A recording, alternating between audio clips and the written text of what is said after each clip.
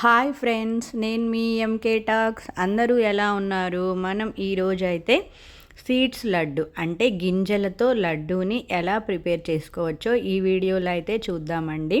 ఇది అయితే పిల్లలకి, పెద్దలకి, ఆడపిల్లలకి, మగపిల్లలకి ఏజ్తో డిఫరెన్స్ లేకుండా ఎవరికైనా పెట్టొచ్చండి. చాలా హెల్దీ ఫుడ్ అనమాట. అందరూ తప్పకుండా తీసుకోవాల్సిన ఫుడ్ కూడా అండి. చాలా తక్కువ టైంలో ఎక్కువ పోషకాలు మన బాడీకి కావాలంటే ఇలాంటి లడ్డూలనైతే డైలీ 1 లడ్డు అయినా సరే తినాలండి.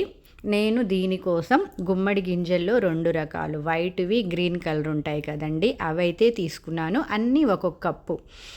తెల్లవి అలాగే గ్రీన్ కలర్లో ఉండేవి గుమ్మడి గింజలు, దోస గింజలు, పొద్దుతిరుగుడు గింజలు, నెక్స్ట్ పల్లీలు, నువ్వులు, కొంచెం వాల్నట్స్. ఎందుకంటే వాల్నట్స్ ఎక్కువ ఉన్నా కూడా ఎందుకో తినలేమండి. అంతే, బెల్లం. ఫస్ట్ నేనైతే ఈ 6 రకాల గింజలనైతే తీసుకున్నానండి. ఫస్ట్ అయితే స్టవ్ వెలిగించి కడాయి పెట్టేసి అన్నీ ఒక్కొక్క కప్పు, పల్లీలు మాత్రమే 2 కప్పులు పల్లీలను అయితే తీసుకున్నాను. ఎందుకంటే కొంచెం టేస్ట్ బాగుంటుందని చెప్పి. అన్నీ డ్రై రోస్ట్ చేసుకోవడమేనండి. ఒక్క డ్రాప్ కూడా ఆయిల్ అవసరం లేదు. చాలా తక్కువ టైంలో ఈజీగా ప్రిపేర్ చేసుకోవచ్చండి. ఇవి ఇచ్చే పోషకాల గురించి ఇంకా మనమైతే అసలు మాటల్లో ఇంకా చెప్పలేమన్నమాట. అన్ని పోషకాలు ఉంటాయి. అన్నీ డ్రై రోస్ట్ చేసేసుకొని ఒక ప్లేట్లో పెట్టేసుకోవడం. ఇదిగోండి, కొంచెం కలర్ చేంజ్ అయితే చాలు. మనం అది రోస్ట్ చేసేటప్పుడు మాత్రం స్టవ్ని సిమ్లోనే పెట్టుకోవాలండి. హైలో పెట్టామంటే అవి గింజలు అనేవి మాడిపోతాయి. అప్పుడు టేస్ట్ కూడా మారిపోతుంది, కొంచెం మాడు స్మెల్ అయితే వస్తుంది.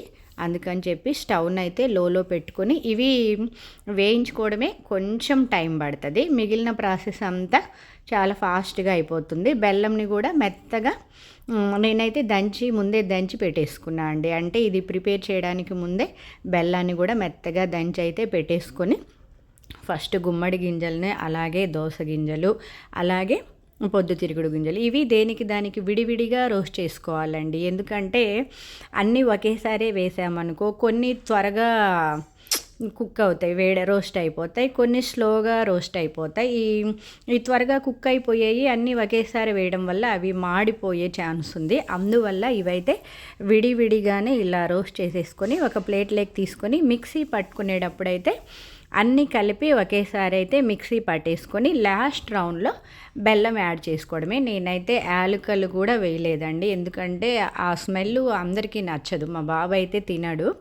మిక్సీ పట్టినప్పుడు లాస్ట్ రౌండ్ ఉంటుంది కదండి, ఆ లాస్ట్ రౌండ్లో బెల్లం వేసేసి ఇంకొక రౌండ్ కనుక తిప్పామంటే ఇది బాగా అన్నీ ఆయిలీవే కదండి, ముద్దలాగా వచ్చేస్తుంది. ఇంకా నెయ్యి కూడా అవసరం లేదు.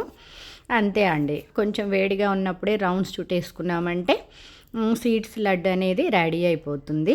ఫస్ట్ అయితే గుమ్మడి గింజలను అయితే వేయించుకున్నాం కదండి, ఎందుకంటే ఇవి కొంచెం టైం పడతాయని చెప్పి నేనైతే ఫస్ట్ గుమ్మడి గింజలను అయితే వేయించుకున్నా అండి. ఈ గుమ్మడి గింజల్లో ఐరన్, పీచు, అమైనో ఆమ్లాలు, ఒమేగా 3 ఫ్యాటీ యాసిడ్స్ ఎక్కువగా ఉంటాయండి. వీటిలో అదనంగా యాంటీ ఆక్సిడెంట్లు కూడా ఉంటాయి.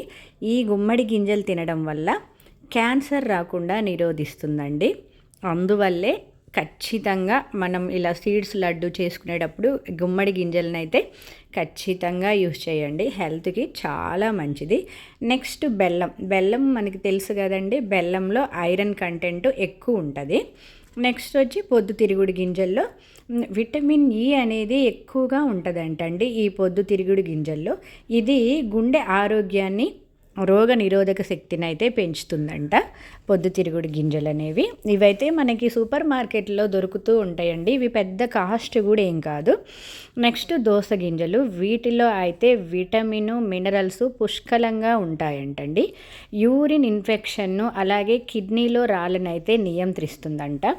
ఈ సీడ్స్ అన్ని సీడ్స్ కూడా బరువు తగ్గడంలో బాగా పనిచేస్తాయండి. అంటే డైట్ ఫాలో అయ్యే వాళ్ళు ఖచ్చితంగా ఈ సీడ్స్ను లడ్డూలాగా కానీ, లేదా చాలామంది మార్నింగే పౌడర్ లాగా కూడా చేసుకొని పాలల్లో వేసుకొని తింటారు, అలా కూడా తినొచ్చండి.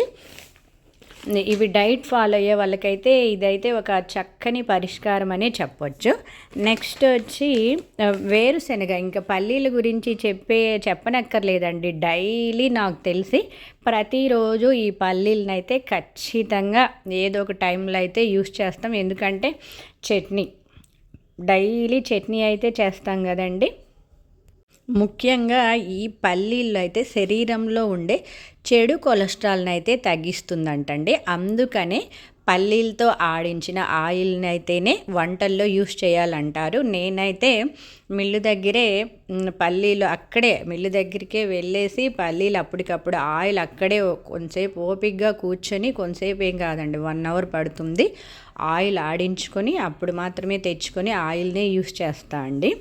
ఈ వేరుశనగ పప్పులో ఫైబర్, విటమిన్, మినరల్స్ వంటి పోషకాలు పుష్కలంగా ఉంటాయండి. కాబట్టి అందరూ ఈ లడ్డూను తప్పకుండా ట్రై చేసి రోజు ఒకటి తినడానికైతే ట్రై చేయండి. సో నా ఈ వీడియో మీకు ఎలా అనిపించిందో తప్పకుండా కామెంట్ చేయండి. నా వీడియో కనుక మీకు నచ్చితే ప్లీజ్ లైక్ చేసి సబ్స్క్రైబ్ చేసుకోవడం మాత్రం మర్చిపోవద్దు. ఇలాంటి హెల్దీ రెసిపీస్ కోసం నా ఛానల్ని అయితే చూస్తూ ఉండండి. Thanks for watching. ధన్యవాదాలు.